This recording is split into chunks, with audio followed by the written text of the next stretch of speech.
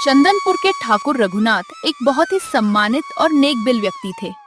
वे अपनी बेदाग ईमानदारी, सख्त अनुशासन और गरीबों के प्रति दरियादिली के लिए आसपास के कई गांवों में प्रसिद्ध थे। उनके 4 बेटे थे, माधव, केशव, गोपाल और मोहन। ठाकुर रघुनाथ ने अपनी पूरी जिंदगी खून पसीना एक करके एक विशाल साम्राज्य खड़ा किया था, जिसमें लहलहाते खेत, उत्तम नस्ल का पशुधन, सोने चांदी से भरी तिजोरी और ढेर सारी अचल संपत्ति शामिल थी। लेकिन उनकी सबसे बड़ी और गहरी चिंता ये थी कि उनके जाने के बाद कहीं उनके बेटे इस अपार विरासत को लेकर आपस में लड़ झगड़ कर अलग न हो जाएं। वे अच्छी तरह जानते थे कि धन दौलत अक्सर खून के रिश्तों को भी दीमक की तरह चाट जाती है, और वे अपने बेटों को इस कठिन परीक्षा से हर हाल में बचाना चाहते थे। ठाकुर रघुनाथ अपनी हवेली के अहाते में एक पुराने और विशाल बरगद के पेड़ के नीचे बैठे हैं। सूरज धीरे धीरे ढल रहा है और उनके चेहरे पर एक गहरी चिंता की लकीरें साफ झलक रही हैं। तभी उनके 4 बेटे आकर आदर के साथ उनके पास बैठते हैं। बेटा, जीवन में धन दौलत और रुतबा बहुत जरूरी है, लेकिन दुनिया की सबसे बड़ी पूंजी परिवार की एकता और आपसी प्रेम होता है। मेरी यही अंतिम इच्छा है कि तुम चारों भाई हमेशा एक मुट्ठी की तरह मिलकर रहो, सुख दुख में एक दूसरे का साथ दो। पिताजी, आप निश्चिंत रहें, हम चारों भाई हमेशा एक साथ रहेंगे। आपकी दी हुई सीख और संस्कारों को हम जीते जी कभी नहीं भूलेंगे। जी पिताजी, बड़े भैया बिल्कुल सही कह रहे हैं। हमारे लिए तो आपका आशीर्वाद और आपका साया ही दुनिया की सबसे बड़ी दौलत है।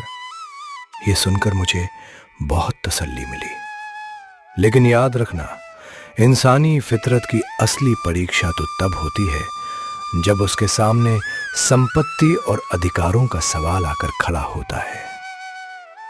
मैंने तुम चारों के भविष्य के लिए कुछ सुरक्षित रखा है। जब मैं इस दुनिया से हमेशा के लिए चला जाऊंगा, तब तुम मेरी चारपाई के चारों पैरों के नीचे की जमीन खोद कर देखना। वहां मैंने तुम चारों के लिए तुम्हारे हिस्से रखे हैं। चारों बेटे एक दूसरे का मुंह देखते हैं। वे थोड़े हैरान जरूर होते हैं, लेकिन पिता की बात का पूरा सम्मान करते हुए हामी भरते हैं। कुछ महीनों बाद मौसम बदलता है और ठाकुर रघुनाथ की तबीयत अचानक बिगड़ने लगती है। आसपास के गांवों के बड़े बड़े वैद्य बुलाए जाते हैं, लेकिन उम्र के आखिरी पड़ाव के सामने हर जड़ी बूटी और दवा बेअसर साबित होती है।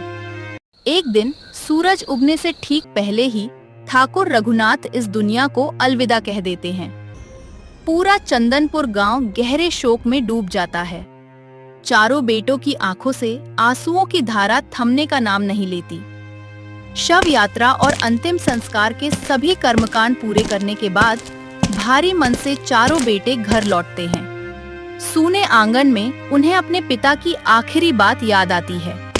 वे कुदाल लेकर आते हैं और पिता के कमरे में जाकर चारपाई के चारों पैरों के नीचे खुदाई करना शुरू करते हैं। खुदाई करने पर चारों भाइयों को चारपाई के चारों पैरों के नीचे से एक एक बंद मटका मिलता है। वे उत्सुकता से मटके खोलते हैं।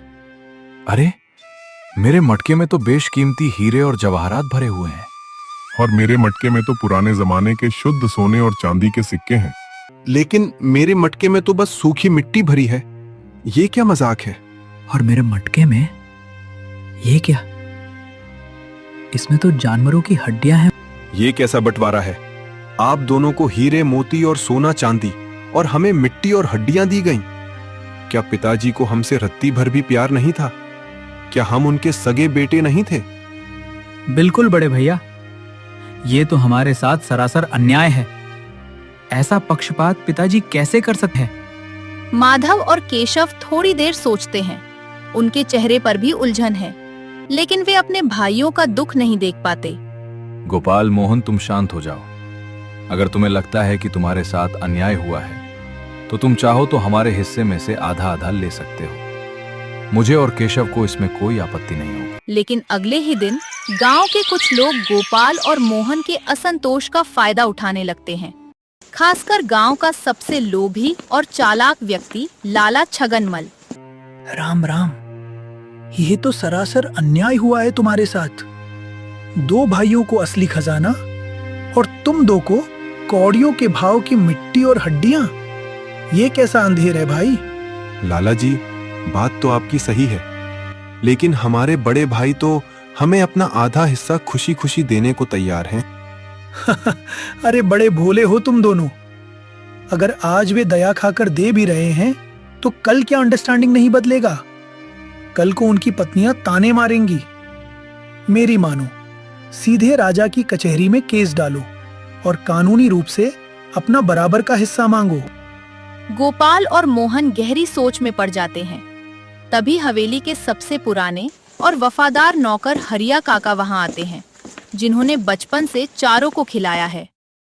बेटा गोपाल, मैं ये तो नहीं जानता कि तुम्हारे महान पिता ने ये अनोखा बंटवारा क्यों किया, पर इतने सालों की सेवा में मैं इतना जरूर जान गया हूं कि ठाकुर साहब ने जीवन में कभी किसी के साथ अन्याय नहीं किया। उनकी हर बात, हर फैसले के पीछे कोई ना कोई गहरी सीख और दूरदर्शिता छिपी होती थी। कचहरी जाने से पहले एक बार राजा साहब के पास जाकर इस पहेली का मतलब समझ लो। चारों भाई हरिया काका की बात मानकर अपने राज्य के न्यायप्रिय राजा उदयभान के दरबार में जाते हैं और उन्हें मटके की पूरी कहानी सुनाते हैं। तुम्हारे पिता ठाकुर रघुनाथ बेहद चतुर और समझदार इंसान थे। उन्होंने जो भी किया बहुत सोच समझकर और भविष्य को देखकर किया। तुम चारों के हिस्से में बराबर की दौलत आई है। चारों भाई हैरान होकर एक साथ देखते हैं। सुनो, जिस बेटे के हिस्से में मिट्टी आई है उसे तुम्हारे पिता ने अपनी सबसे उपजाऊ जमीनें और खेत दिए हैं, और जिसके हिस्से में हड्डियां आई हैं उसे पूरी गौशाला, अस्तबल और सारा पशुधन मिला है, क्योंकि पशुओं का ढांचा ही उनका जीवन है। तो इसका मतलब हमारे पास भी जो संपत्ति है वो किसी खजाने से कम नहीं। बिल्कुल। और सबसे बड़ी बात यह है कि तुम्हारे पिता ये देखना चाहते थे कि क्या धन का लालच आने के बाद भी तुम चारों भाई एक दूसरे के साथ खड़े रहते हो या बंटवारे की आग में जल जाते हो। वे तुम्हारी परीक्षा ले रहे थे, जिसमें तुम सफल रहे, क्योंकि तुम्हारे बड़े भाइयों ने अपना खजाना तुम्हारे लिए न्योछावर कर दिया था। चारों भाइयों की आंखों में कृतज्ञता और प्यार के आंसू आ जाते हैं। उन्हें जीवन का सबसे बड़ा सच समझ आ जाता है कि असली धन मटकों में नहीं, बल्कि आपसी प्रेम और परिवार की एकता में है। इस कहानी से हमें यह अनमोल सीख मिलती है कि दुनिया का सबसे सच्चा धन तिजोरियों में रखा पैसा नहीं, बल्कि भाईचारा और परिवार का निस्वार्थ प्रेम होता है। अगर परिवार के सदस्य एक दूसरे का ढाल बनकर साथ दें, तो दुनिया की कोई भी मुश्किल, कोई भी लोभ उन्हें कभी हरा नहीं सकता।